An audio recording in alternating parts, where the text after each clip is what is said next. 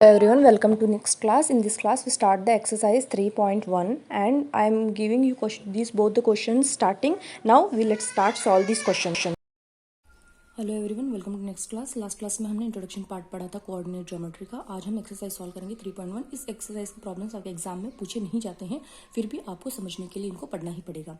जैसे question number 1 लिखा है, मैं क्वेश्चन आपको रीड करके सुना देती हूँ सो दैट आप अपनी टेक्स्ट बुक में से देख लेना. Okay, so question number 1 is how will you describe the position of a table lamp on your study table to another person?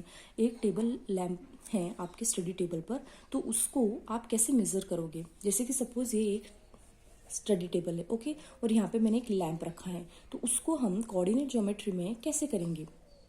Coordinate geometry में कैसे करेंगे, जैसे यहाँ से यहाँ तक मेजर करेंगे. सपोज टेबल की इस कॉर्नर से यहाँ पर जो टेबल लैम्प रखा है उसका डिस्टेंस 30 सेंटीमीटर है. Suppose we have to take 100 centimetre भी हो सकता है, 1 मीटर भी हो सकता है. That is not exact value. Okay, so depends on the position of the lamp. Next, suppose here is the lamp and we have to measure from this point. Then I will take as that is 30 centimeter, and from this to this point, from this lamp to this point I can measure it as 7 centimeter. तो ये हमारा 30 हो गया, ये 7 हो गया. Then in coordinate geometry we have to write it in x and y form. So this is our x 30 and this is our y, because horizontal line always represent x and vertical always represent to y. So this will 30 and 7, like this we can write down the answer for your question number 1. Next move on to question number 2. Question number 2 जो है, a city has two main roads which cross each other at the center of the city. Okay, a city has two roads, main roads, which cross each other at the center of the city. These two roads are along the south north direction and east west direction. जैसे कि आपके question में दे रखा है कि दो main road है, दो सिटी की मेन रोड है जो cross each other at the centre of the city, जो है एक दूसरे को सेंटर ऑफ द सिटी यहाँ पर क्रॉस कर रहे हैं. तो एक तो हो गया उसका जो दे रखा है टू रोड्स में से, एक हो गया south and north direction, south and north direction, और एक दे रखा है ईस्ट टू वेस्ट. इस तरह से आपको एक सिटी के रोड्स दे रखे हैं. All the other streets of the city, all the other streets of the city run parallel to these roads and are zoomed apart. These are 5 streets in each direction. Using 1 centimeter as 200 meter, draw a model of city on your notebook. Represent the road streets by single line. Okay, इसका क्या मतलब हुआ?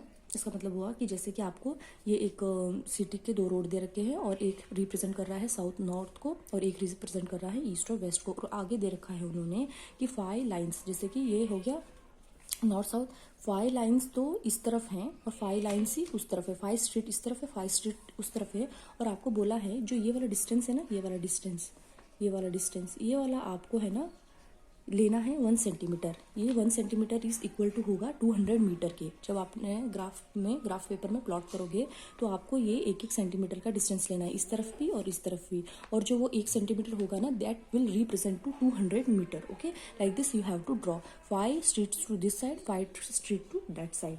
Next, there are many cross streets in your model. Okay, there are many cross streets in your model. A particular cross street is made by two streets.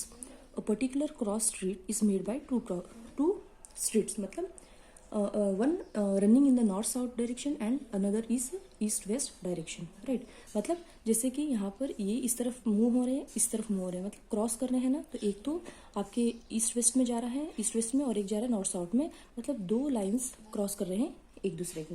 Next, each cross street is referred to the following manners. If the second street running in the north south direction, जैसे कि इसका second street north south direction का, ये second street, this one, okay, this second street running in the north south direction and fifth in the east west direction.